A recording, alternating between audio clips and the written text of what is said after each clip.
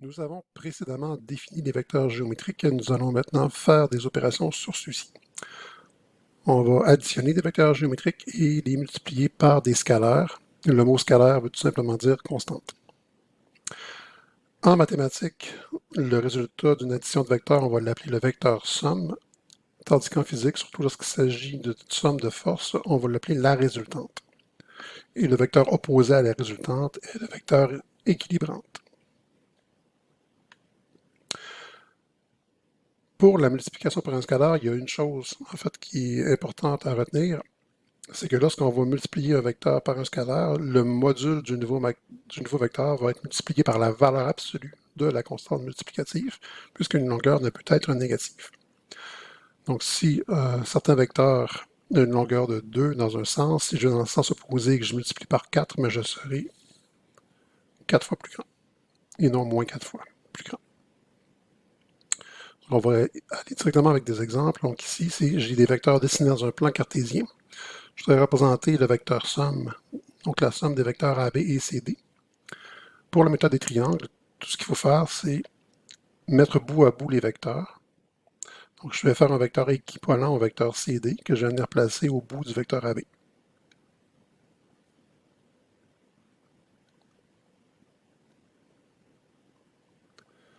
Donc mon vecteur CD, j'ai un déplacement de 1, 2, 3 unités vers la droite et 3 unités vers la bas. Donc je vais venir ici au bout de AB, puis je vais faire un vecteur équivalent au vecteur CD, donc 3 vers la droite et 3 vers le bas. Ici. Mon vecteur somme aura comme origine l'origine du premier vecteur et comme extrémité l'extrémité du dernier vecteur.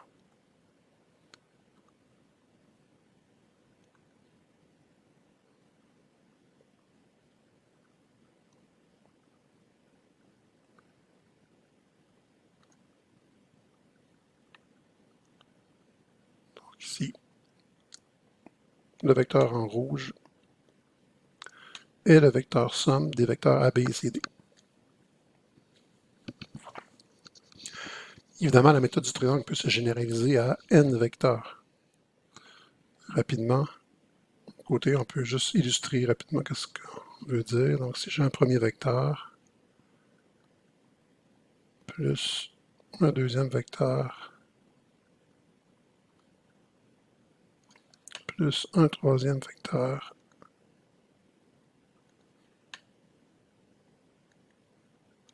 bien, la résultante, le vecteur somme, va relier l'origine du premier à l'extrémité du dernier. Dans ce cas-ci, nous aurions cela.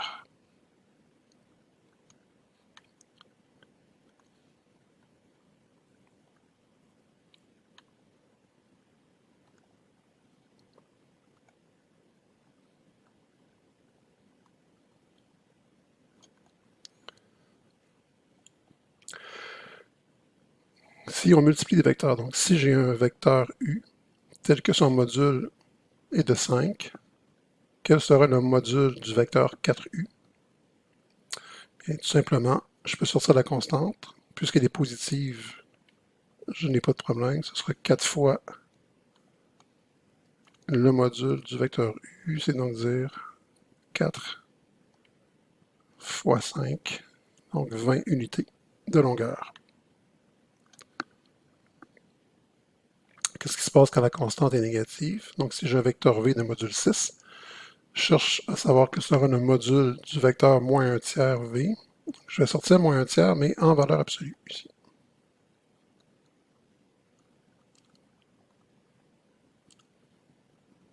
Fois le module du vecteur V, ce qui va me donner 1 tiers, parce que la valeur absolue va me donner ici la possibilité d'enlever le moins, fois le module du vecteur V qui est 6, donc 1 tiers fois 6, j'aurai 2 unités de longueur.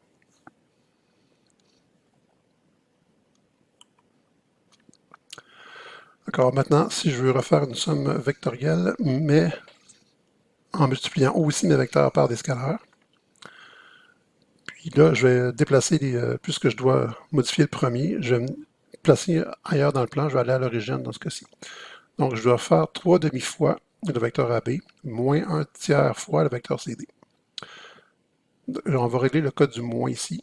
Donc, on va le transformer par un plus, puis on va tout simplement changer le sens du vecteur. Donc, au lieu de dire plus 1 tiers de CD, ici, plutôt de faire moins 1 tiers de CD, on va faire plus 1 tiers de DC. On va mettre le point comme c'est ici. Donc, le vecteur AB, je ne connais pas la longueur ici, le module du vecteur, mais je connais le déplacement en X et en Y. Je n'ai qu'à multiplier ces déplacements par ma constante. Donc ici, j'ai un 2 à droite, 2 en haut. Donc, si je multiplie par 3 demi, les deux vont s'annuler, ça va me faire 3 à droite, 3 vers le haut. Donc, je vais venir placer un vecteur à l'origine ici, qui va être parallèle au vecteur AB, et qui va aller dans le même sens. Donc, on a dit que la longueur, ce serait 3 vers la droite, 3 vers le haut. Donc, si j'ai 3 demi-fois le vecteur AB, puis pour le moins 1 tiers de CD, ça va être comme plus 1 tiers de DC. Donc si j'avais DC, je ferais 3 vers la gauche, 3 vers le haut. En multipliant par 1 tiers, ça me donne 1 vers la gauche, 1 vers le haut.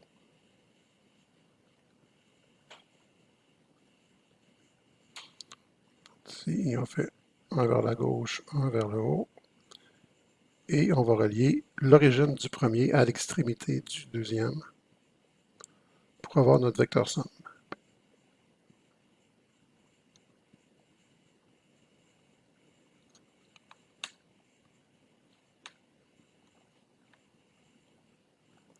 Voilà, nous avons additionné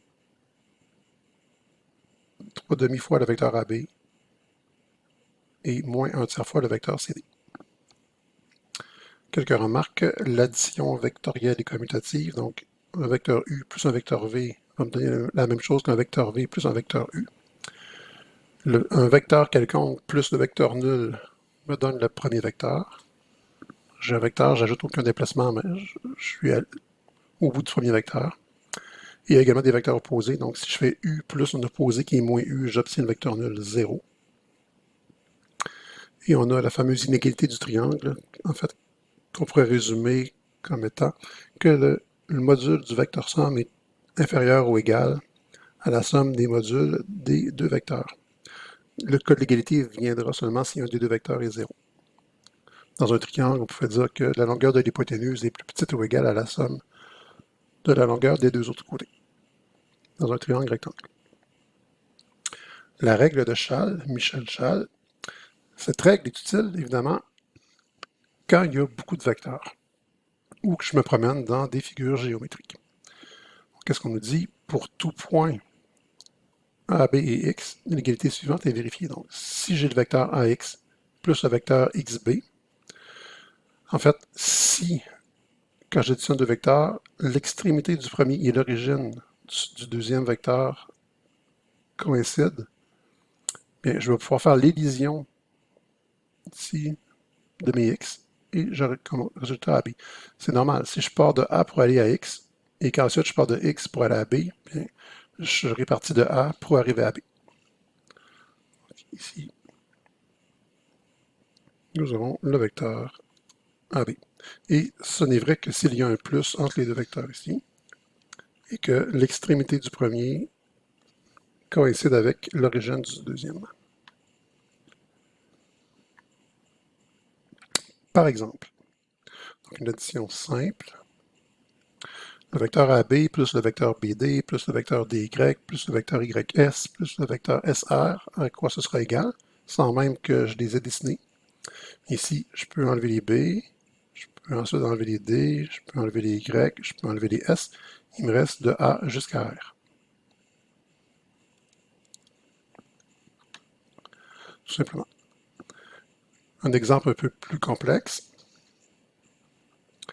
Ici, je ne peux pas faire l'élision des deux parce que je n'ai pas la même lettre. Donc, on va essayer de réécrire les termes pour pouvoir faire des éliminations. Donc, je commence par mon vecteur AB. J'aimerais par la suite avoir un vecteur qui commence par B. Il n'y en a pas qui commence par B, mais on a ici moins CB. Donc, si on inverse les lettres, on va changer le signe devant le vecteur. Donc, si je passe de CB à BC, j'obtiens un plus. Plus le vecteur BC, qui est la même chose que moins CB. J'aimerais bien par la suite avoir un vecteur qui commence par C. J'en ai un, ça tombe bien. Plus le vecteur CD. Maintenant, j'aimerais en avoir un qui commence par D. J'en ai un. Plus le vecteur DE. Et j'aimerais en avoir un qui commence par E, mais j'en ai ici un qui termine par E. Donc en alternant, en inversant les lettres, je vais changer le moins pour un plus. J'aurai plus le vecteur EF. Et maintenant, je peux appliquer la règle de Chasles, puisque j'ai B et B qui s'éliminent, C et C qui s'éliminent, D et D qui s'éliminent, E et E qui s'éliminent. Il me reste le vecteur AF.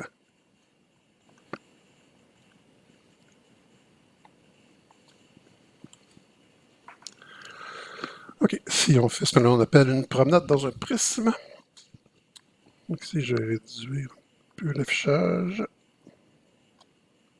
OK. Donc je veux trouver un vecteur équivalent aux vecteurs qui sont décrits plus bas. Je vais donner seulement une réponse et puis en avoir plusieurs. Donc je dois avoir un vecteur équivalent à CG. Là, je pourrais prendre AE.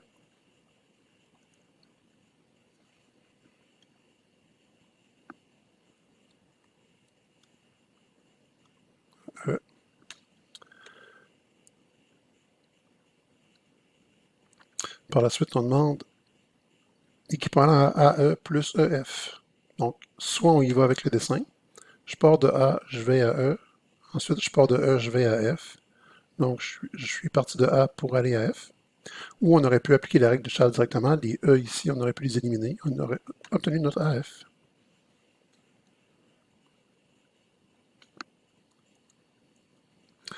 OK. Ensuite, on va nous demander AE plus GH plus GC. Donc, on part de A, on va à E. D'accord, on va le laisser comme ça ici. Donc, AE. Ensuite, on va faire plus GH. Ben, ce qui est problématique, c'est qu'on ne repart pas du même point où on est arrivé. Donc, ce qu'on va faire, on va essayer de prendre un vecteur équivalent, trouver un vecteur équivalent GH qui commence à E, dont l'origine est E. Donc, si on avait AE,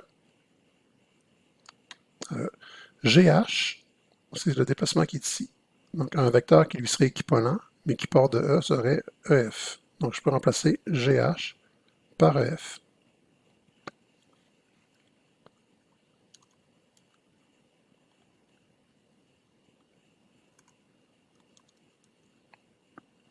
Donc là, on est rendu à F.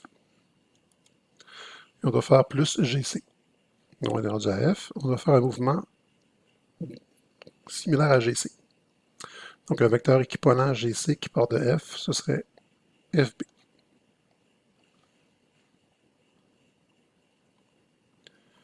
On peut utiliser la règle de Chasles. Les E s'éliminent, les F s'éliminent, il nous reste AB.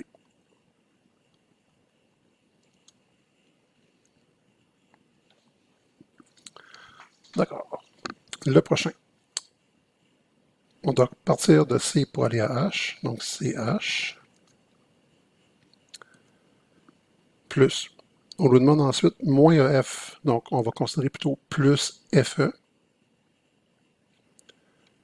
Le problème, c'est que ici, j'étais abouti à H, puis là, on voudrait que je reparte de F. Donc, on va essayer de remplacer le vecteur FE par un vecteur équivalent qui part de H. Donc, si CH, on est ici. Puis après, on disait moins EF, donc plus FE. Donc, un vecteur équivalent à FE qui part de H, ce serait HG. Donc, on remplace FE par HG. Plus. Puis là, même sans voir le dessin, ben ici, mon troisième vecteur commence par G. Donc, je peux y aller tout de suite. Je sais que je vais pouvoir utiliser la règle de Chasles. Et j'obtiens quoi? Bon, les H s'en vont, les G s'en vont, il me reste CD.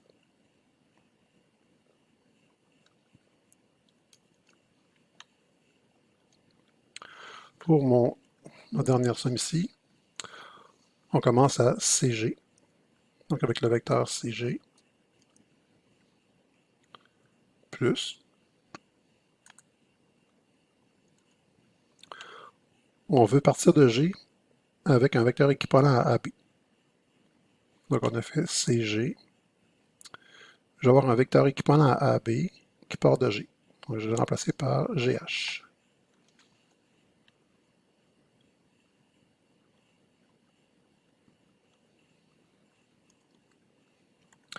Moins DH va devenir un plus HD.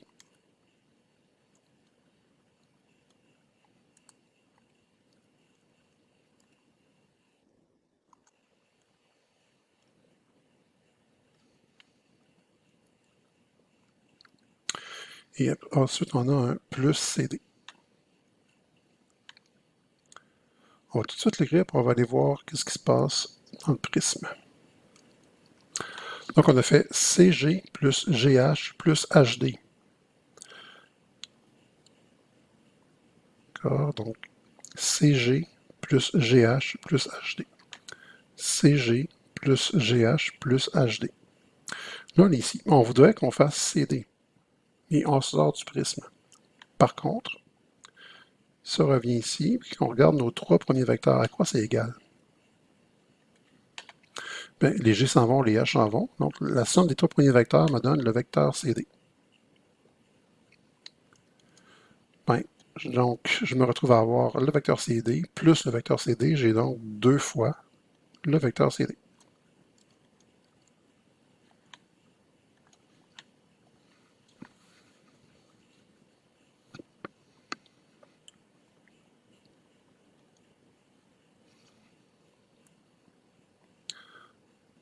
Avant d'aller plus loin,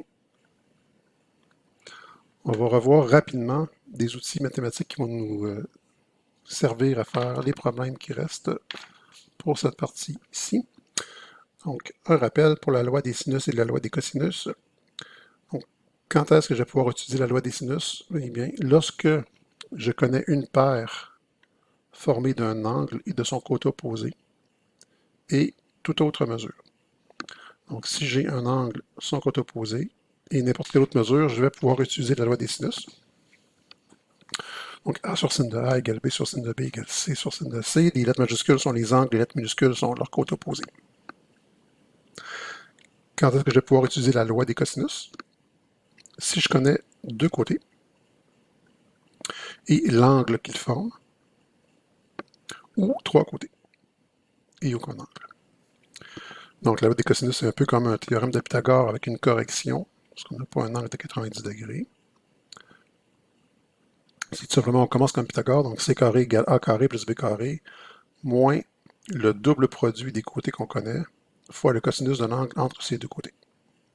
Donc, si je connais les côtés A et B, c'est l'angle C ici que je connais. On va y revenir dans nos exemples ultérieurs. Maintenant, les angles alternes et internes, alternes externes, correspondants et opposés par le sommet. Bien, des angles alternes et internes. Ici, j'ai deux parallèles coupés par une séquente. Alterne interne veut dire que je vais alterner d'un bord à l'autre de ma séquence, tout en étant à l'intérieur de mes parallèles. Par exemple, l'angle 4 ici et l'angle 6 sont des angles alternes internes. Et ils sont donc égaux. Les angles alternes internes sont égaux entre eux. On pourrait dire par exemple les angles 4 et 6. Pour des angles alternes externes, qui seront eux aussi égaux, j'alterne d'un bord à l'autre de ma séquence, mais en étant à l'extérieur de mes parallèles. Par exemple ici, l'angle 1 et l'angle 7 sont des angles alternes externes. Des angles correspondants, c'est exactement le même angle, c'est la même image. Donc si l'angle 1 et l'angle 5 sont les mêmes angles, ils sont donc égaux, Ici, 1 et 5. Puis des angles opposés par le sommet sont aussi égaux.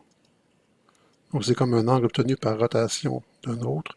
Donc ici, l'angle 2 et l'angle 4 sont opposés par le sommet. Je pourrais ici faire une rotation et j'obtiendrai mon angle. Donc 2 et 4.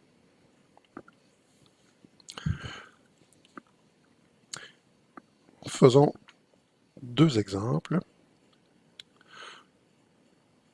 Donc, déterminer le module, la direction et le sens du vecteur U plus V, sachant que j'ai un vecteur U qui est tel que son module est de 6, l'angle qu'il forme avec la direction positive de l'axe des X ou avec l'Est est de 10 degrés en pointant vers le nord-est. Et j'ai un vecteur V de module 3 faisant un angle de 28 degrés et pointant aussi vers le nord-est. Il faut d'abord faire le schéma, là je l'ai déjà dessiné ici, fait que j'ai un vecteur, on schématise, on n'est pas obligé d'être exact là, dans nos dimensions, tant que ça reste cohérent. Donc si j'ai un vecteur de module 6 formant un angle de 10 degrés en pointant vers le nord-est, pour le deuxième vecteur, je pourrais me faire un petit plan cartésien, mais je peux juste me faire un petit pointillé vers l'est ici, tourner de 28 degrés, et j'ai un module de 3 unités. Donc ce que je cherche ici, c'est mon vecteur somme. Je vais avoir son module et je vais avoir l'angle qu'il fait avec l'axe des X, comme ça, avec la direction positive de l'axe des X ou avec l'Est, qui est l'angle θ qu'on a appelé ici. D'accord. Donc, ici, j'ai un triangle. Je connais un côté qui mesure 6. Je connais un côté qui mesure 3. Si je pouvais avoir l'angle entre les deux, je pourrais utiliser la loi des cosinus pour trouver le troisième côté, qui va se trouver à être le module de mon vecteur somme. L'angle ici, bêta, entre les deux vecteurs, je le connais, parce que sur le pointillé, j'ai un angle plat de 180 degrés. Donc, si j'enlève le 28 degrés, j'ai la partie à l'intérieur de mon triangle. Il manque le petit angle ici. Mais le petit angle ici, c'est un angle alterne interne avec l'angle ici qui est en bas. Donc, mon angle de 10 degrés ici, je peux le reporter ici. Donc, bêta, ce sera quoi? Ce sera 180 degrés moins le 28 degrés. Donc, j'aurai l'angle qui est ici, plus le 10 degrés qui est en bas. D'accord? On peut commencer la démarche.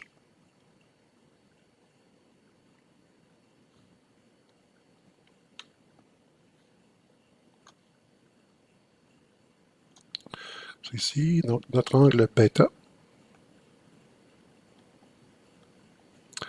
va être égal à 180 degrés.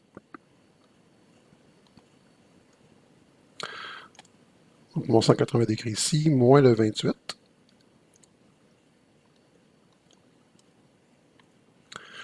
Plus le 10 degrés que je reporte ici.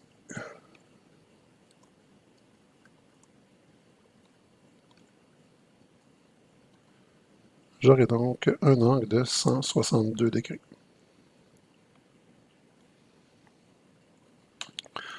Maintenant que je connais mon angle, je connais deux côtés et l'angle qui forme entre les deux, je peux prendre la loi des cosinus pour trouver la mesure du troisième côté qui va correspondre au module de mon vecteur somme.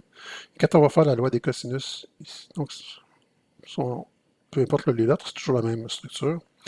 Donc si j'aurai mon premier côté au carré plus mon deuxième côté au carré moins leur double produit fois le cosinus de l'angle qu'on vient de trouver. Et pour éviter de perdre la précision, on va tout de suite trouver la valeur de c et non de c au carré. Fait qu'on va prendre une racine carrée ici de tout ce qui est à droite de l'égalité.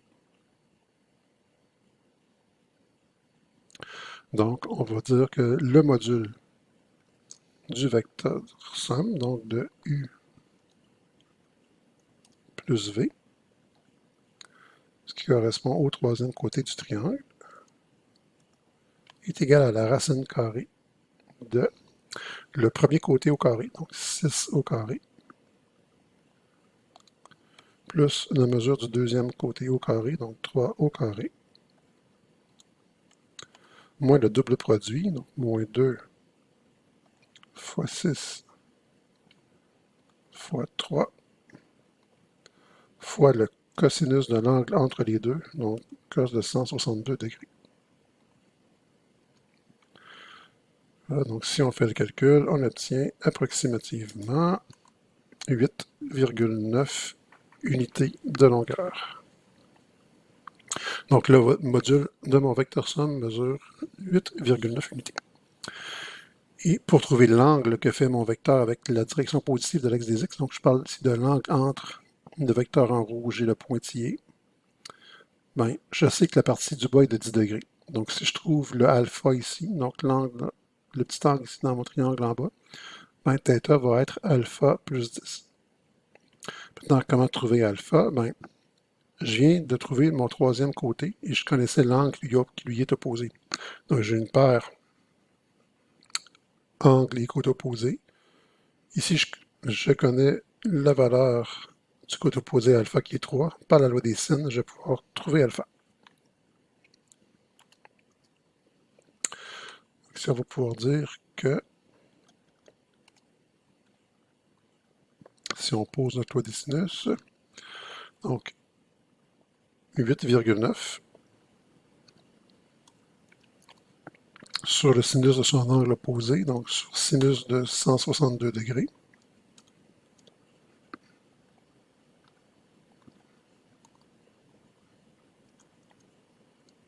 est égal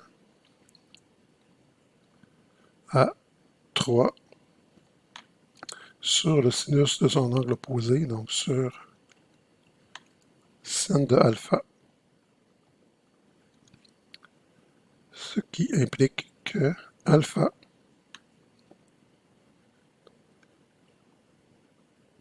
en fait, si on pourrait isoler sin de alpha, qui serait 3 fois sin de 162 degrés sur 8,9, donc ça serait le sinus de alpha, fait qu'alpha va être l'arc sinus de cette quantité-là. Arc sinus, arc sin de 3 fois sin de 162 degrés sur 8,9. Ce qui nous donne, après l'utilisation de la calculatrice, un angle d'environ 6 degrés. D'accord, et on va maintenant pouvoir trouver θ. Donc l'angle, on va spécifier ici que c'est θ du vecteur, donc c'est l'angle du vecteur u plus v. L'angle du vecteur u plus le vecteur v, l'angle du vecteur somme, va donc être égal à ma valeur de alpha qui est 6 degrés, plus le petit angle ici que j'avais en bas qui est de 10 degrés.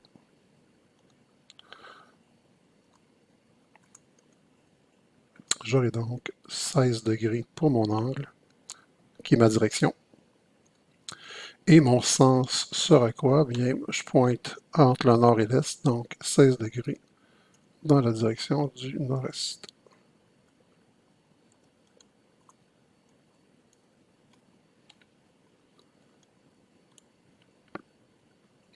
Et c'est toujours la même démarche qu'on doit effectuer pour ce genre de problème.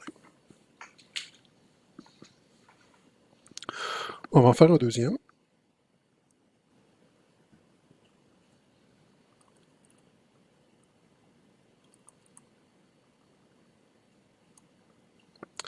Donc, déterminer le module, la direction et le sens du vecteur somme u plus v, sachant que le premier vecteur a un module de 10 unités. Il forme un angle de 45 degrés avec l'horizontale en pointant vers le nord-est. Et le deuxième vecteur a un module de 20 unités, formant un angle de 120 degrés avec la direction positive de l'axe des x, mais en pointant vers le nord-ouest. Donc, encore une fois, la première étape, ce serait de schématiser la situation. Là, c'est déjà fait. Donc, si j'ai un premier vecteur, je tourne de 45 degrés, je module de 10 vers le nord-est. Pour l'autre, encore une fois, ici, je pourrais me faire un petit plan cartésien minuscule pour m'orienter. Donc, 120 degrés, longueur de 20, module de 20 vers le nord-ouest. Donc, ici, j'ai mon vecteur somme que je vais mettre en rouge. Et ce que je veux trouver, c'est son module et l'angle, ici, le θ, l'angle qu'il fait avec l'horizontale. Donc, je connais encore deux côtés. Si je pouvais trouver l'angle de bêta, je vais pouvoir utiliser la loi des cosinus. Donc ici, ça va me donner mon troisième côté. Par une loi des sinus, je vais pouvoir trouver l'angle alpha qui est dans le bas de mon triangle ici. Et connaissant alpha, je vais pouvoir trouver θ. Donc tout d'abord, est-ce qu'on peut trouver bêta? L'angle entre mes deux vecteurs ici. Bien, encore une fois, l'angle plat serait de 180 degrés. Je vais soustraire le 120 pour trouver l'angle à l'intérieur ici. Puis mon 45 degrés par angle interne se rapporte ici, donc je vais pouvoir l'ajouter. 180 moins 120 pour le petit angle qui est ici, plus le 45 va me donner bêta.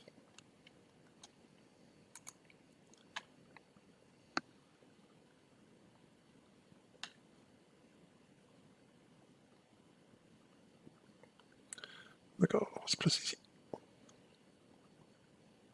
Alors bêta va être égal à 180 degrés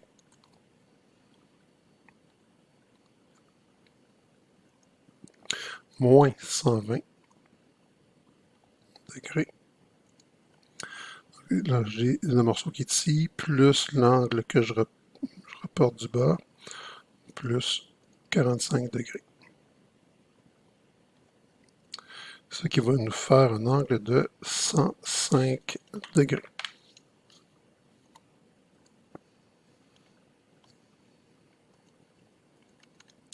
OK, maintenant que je connais bêta, ben j'ai deux côtés et l'angle qu'il forme. Je peux prendre la loi des cosinus. Je vais pouvoir trouver le module de mon vecteur somme.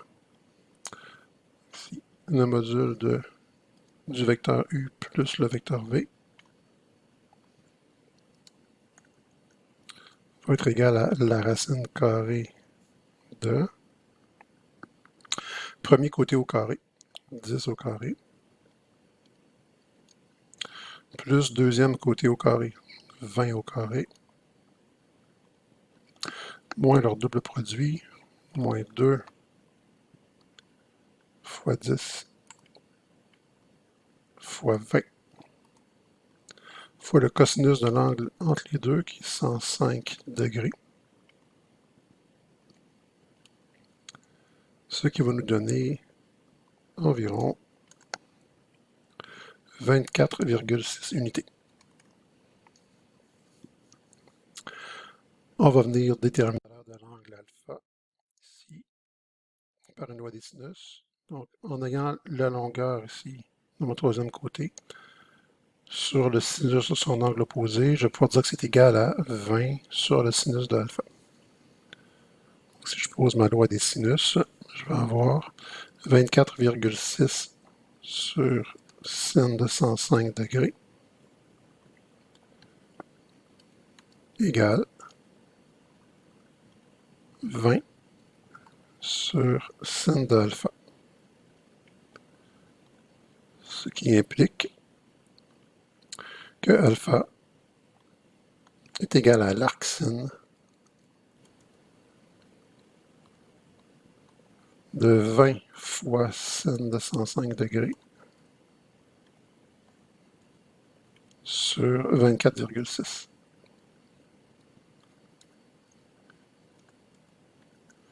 Nous donnant environ un angle de 51,7 degrés.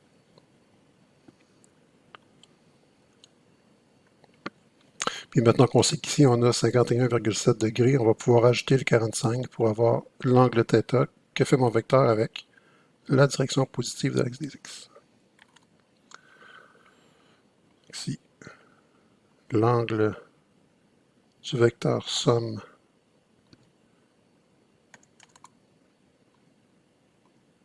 U plus V est donné par l'angle à l'intérieur qui est 51,7 degrés plus l'angle extérieur ici qui est 45 degrés pour un total de 96,7 degrés.